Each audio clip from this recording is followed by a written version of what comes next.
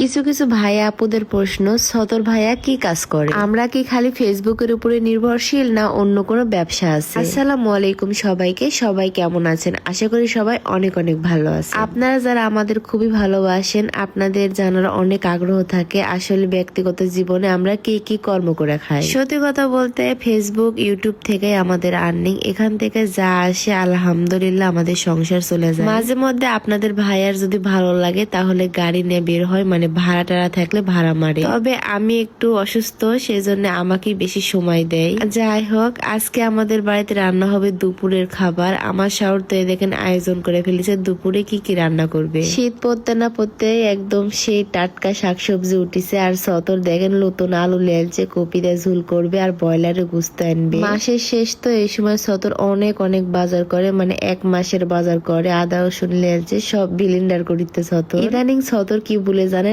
ওই নাকি মিয়া মানুষ হয়ে গেছে, বাড়ির অগ্দে নাকি আমরা সব কামই করাইলি।